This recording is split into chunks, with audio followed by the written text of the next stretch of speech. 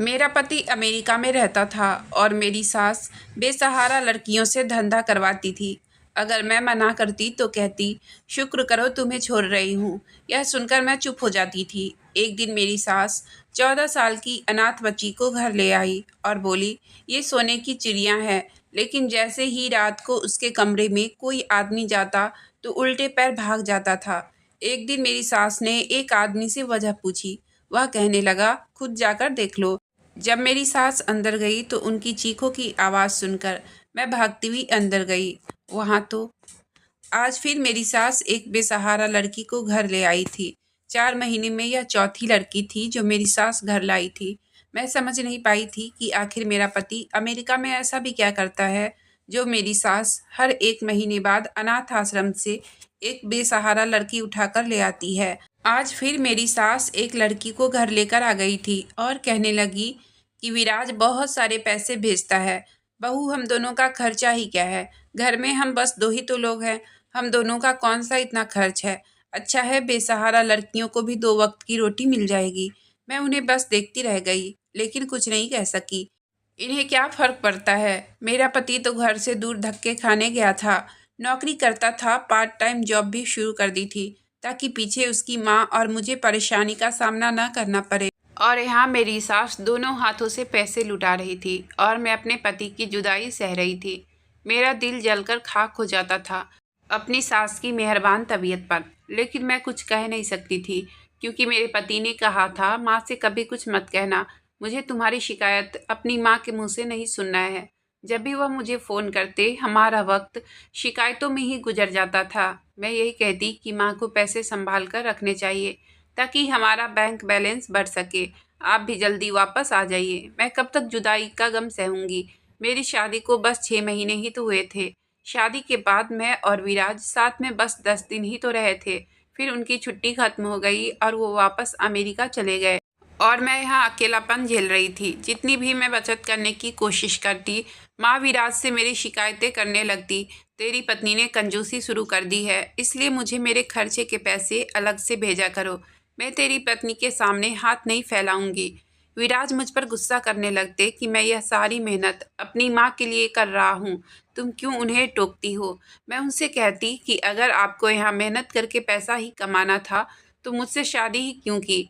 सारी औरतों की तरह मेरी भी ख्वाहिश थी कि मेरा पति मेरे साथ रहे, मगर माँ न जाने कैसी माँ थी। उन्हें जरा भी परवाह ना थी कि बेटा कहाँ रह रहा है और कहाँ नहीं। हमारा घर ना ही ज़्यादा बड़ा था और ना ही छोटा। 4 कमरे थे, एक कमरा माँ का था और एक मेरा, और एक कमरे में वह बेसहारा लड़कियाँ रहती थी। एक कमरा खाली था और हर वक्त उस पर ताला लगा रहता था। मैंने आज तक कभी उस कमरे को नहीं देखा था। शादी के बाद जब मैंने अपनी सास से पूछा इस कमरे में क्यों ताला लगा रहता है, तो कहने लगी, इसमें मेरा सामान है, यह ऐसे ही बंद रहेगा। कभी भूलकर भी इस कमरे में जाने का सोचना भी मत। मुझे उस वक्त उनका लहजा अजीब सा लगा था कि ऐसा भी क्या खजाना छुपा रखा था कि वह इस तरह का व्यवहार कर रही थी। मुझे आज तक माँ की समझ नहीं आई थी। कभी तो उनका व्यवहार मुझे इतना मेहरबान लगता कि मुझे लगता कि वह मेरी सगी माँ है। मुझे गले लगाती, प्यार करती, और कभी ऐसी बेरुखी और अजनबी सा लगता जैसे हम दोनों एक घर में रहते हुए भी एक दूसरे से अनजान हैं। शादी के 15 दिन बाद ही मेरी सास मुझसे यह कहकर घर से बाहर गई कि वह काम से जा रही हैं, और वापसी पर अनाथ आश्रम से एक लड़की ले आई जो कि 16-17 साल की थी और वह बड़ी सहमी सी थी। पहले तो मुझे यह लगा कि माँ नौकरानी लेकर आई है। मैंने माँ से कहा, नौकरानी की क्या ज़रूरत थी? हम तो 2 लोग ही तो घर पर होते हैं। मैं घर का सारा काम कर लिया करूँगी। माँ ने मेरी बात सुनकर उस लड़की के कंधे पर अपना हाथ रखा और कहने लगी कि मैं इसे बेटी बनाकर लाई हूँ। यह बेसहारा लड़की है। यह सुनकर मैं चुप सी हो गई। मैंने सोचा चलो कोई बात नहीं, यह तो पुण्य का काम है। लेकिन माँ ने तो यह सिलसिला सा शुरू कर दिया था। हर 1 महीने बाद एक और लड़की ले आती थी और कहती थी कि बेसहारा है। वह लड़कियां 16-17 साल की होती थी। मुझे अब उनकी यह सब हरकतें बुरी लगती थी। उन्हें अगर भला ही करना था तो अनाथ आश्रम में कुछ पैसे दे देती। लड़कियां अपने साथ लाने का क्या मतलब था? फिर दूसरी अजीब बात यह थी कि वह लड़कियां ज़्यादातर समय एक ही कमरे में गुजारती थी।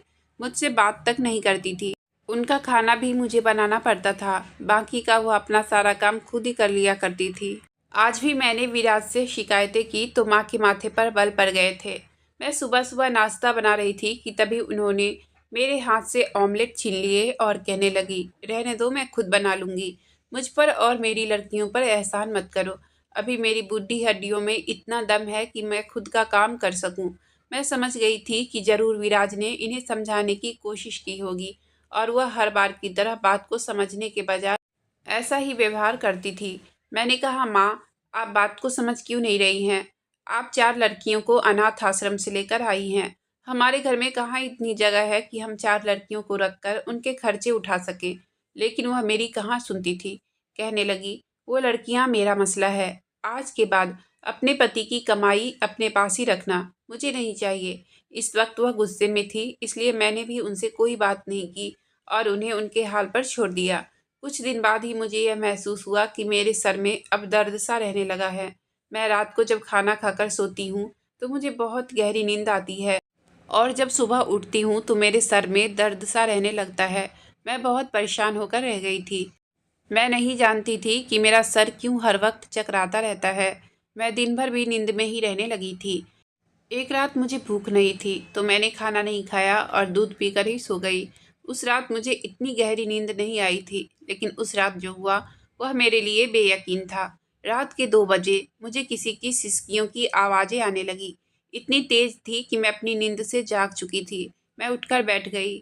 मुझे लगा वह आवाज़ मेरे कमरे के पास वाले कमरे से आ रही है, जिस पर हर वक्त ताला लगा रहता था। वह कमरा मेरे कमरे के बराबर में ही था। मुझे हैरत सी हुई थी कि कौन इस वक्त रो सकता है।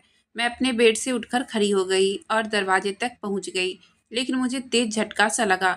जब मैं दरवाज़ा खोलने के लिए अपने कमरे के दरवाजे का हैंडल घुमाई तो दरवाज़ा नहीं खुला, क्योंकि मेरा दरवाज़ा बाहर से बंद किया गया था।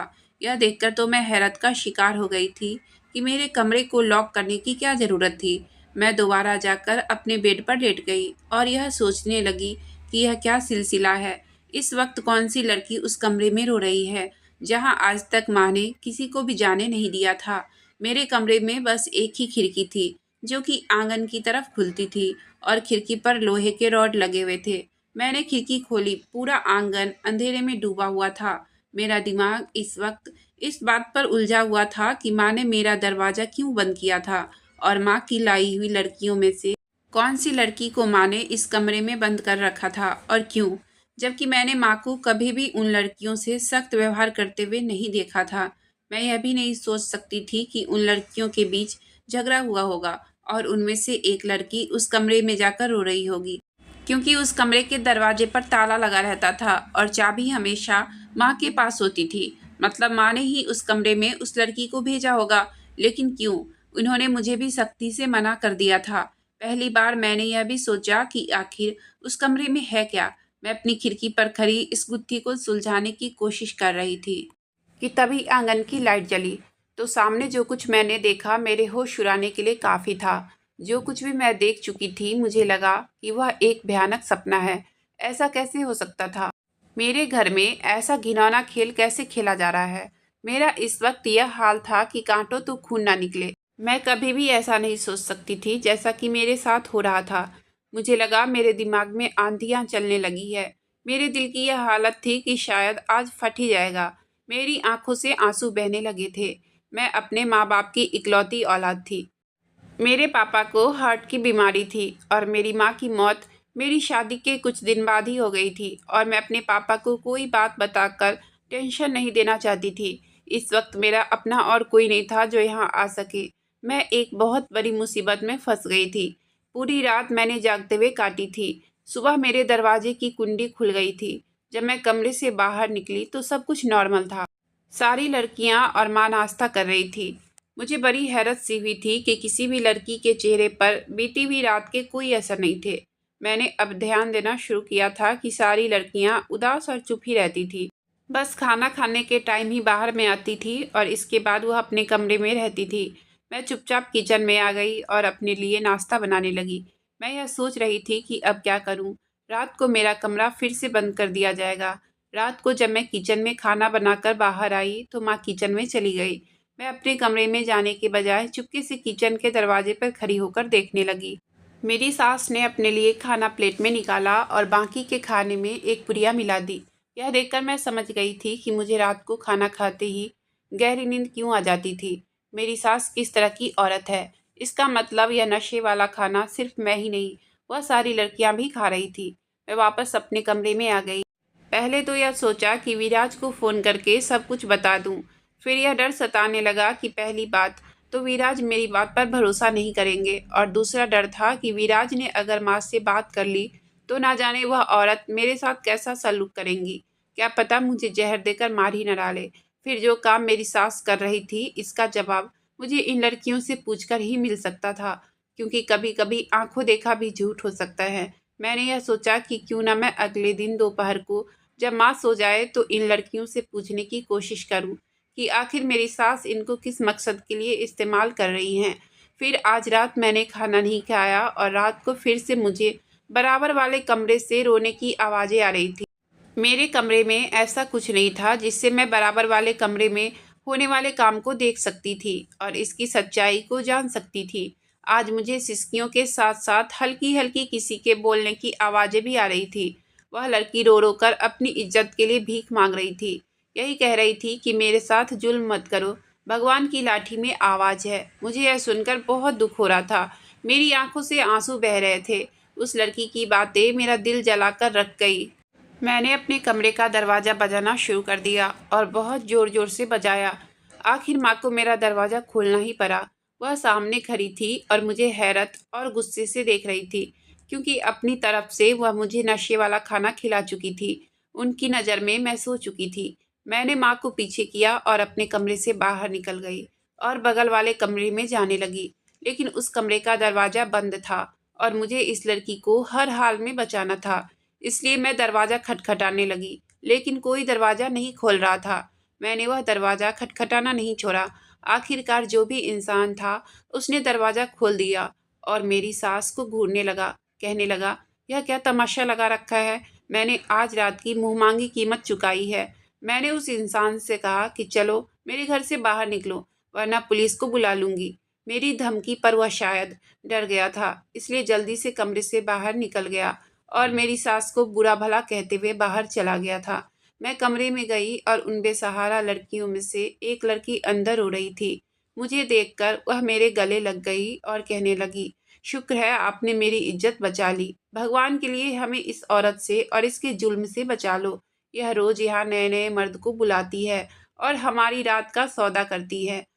पता नहीं हमें कौन सा नशा वाला खाना खिलाती है। आज इसने भी खाना नहीं खाया था, इसलिए होश में थी। मेरी सास ने मुझे बुरी तरह से पीछे से धक्का दिया, फिर मेरे बाल से पकड़कर मेरे कमरे में धक्का देकर मेरा कमरा बंद कर दिया। अब मुझे बाहर से उस लड़की के चिल्लाने की आवाज़ें आने लगी थी। शायद मेरी सास उसे मार रही थी। मैंने अपना दरवाज़ा बजाना शुरू कर दिया, लेकिन इस बार दरवाज़ा किसी ने नहीं खोला। रात से सुबह हो गई और सुबह से दोपहर, लेकिन मेरे कमरे का दरवाज़ा नहीं खुला। मैं बहुत परेशान हो रही थी।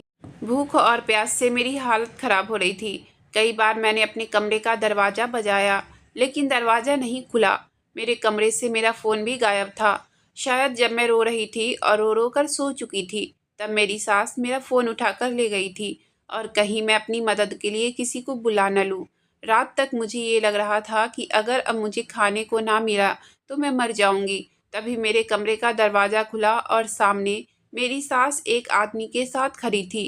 मेरे अंदर इस वक्त बिल्कुल भी ताकत नहीं थी। मेरी आंखें रो रो कर लाल हो चुकी थी। मेरी सास ने उस आदमी को इशारा किया तो मेरी जान ही निकल गई थी। वो आदमी अपनी हवस भरी मुस्कुराहट अपने चेहरे पर सजाकर मेरे पास आकर बैठा, तो मैं रोने लगी कि मेरे पास मत आना, लेकिन मेरी सास उसे कहने लगी, बहुत शौक है इस औरत को मुझसे उलझने का, हटाओ इसका दुपट्टा, मैं देखती हूँ कि अपना ये बचाव कैसे करती है। इन शब्दों ने तो मेरी जान ही निकाल दी थी। मैं जल्दी से बेड से उठी और अपने कमरे से बाहर जाने लगी, लेकिन वह आदमी मेरे पास आ गया। मेरी सास उसके साथ हंसने लगी थी। उस आदमी ने मेरे गले से लगा दुपट्टा उतारकर दूर फेंक दिया, तो मुझे अपनी बेबसी का एहसास होने लगा। आज इस कमरे में मेरी सिसकियां गूंज रही थी। मैंने जल्दी से जाकर अपनी सास के पैर पकड़ लिए और कहने लगी, मेरी इज्जत को बर्बाद मत करो। मैं आपके बेटे की पत्नी हूँ। मेरी बात सुनकर मेरी सास ने मुझे मेरे बाल से पकड़कर खड़ा किया और मैं दर्द से तड़प कर रह गई थी। फिर वह आंखों से कहर बरसाती हुई बोली कि अगर मेरे मामलात में तूने टांग अड़ाने की कोशिश की तो अपनी इज्जत से जाएगी। यह कहकर मेरी सास ने मुझे धक्का दे दिया। मैं ज़मीन पर जा गिरी। फिर वह उनके साथ आए आदमी के साथ मेरे कमरे से बाहर जा चुकी थी। मैं उस वक्त बहुत रोई थी। मेरा फ़ोन अभी भी मेरी सास के पास ही था। अब यह सब मेरे बस से बाहर था। हमारे घर अजनबी आदमियों का आना जाना लगा रहता था।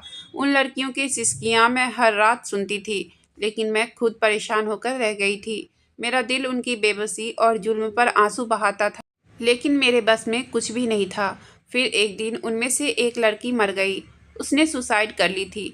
वह इस नरक वाली ज़िंदगी से तंग आ चुकी थी। उस दिन बाकी लड़कियों के साथ मैं भी बिलक बिलक कर रोई थी, लेकिन मेरी सास ऐसे पत्थर दिल औरत थी कि उसे बिल्कुल भी तरस नहीं आता था।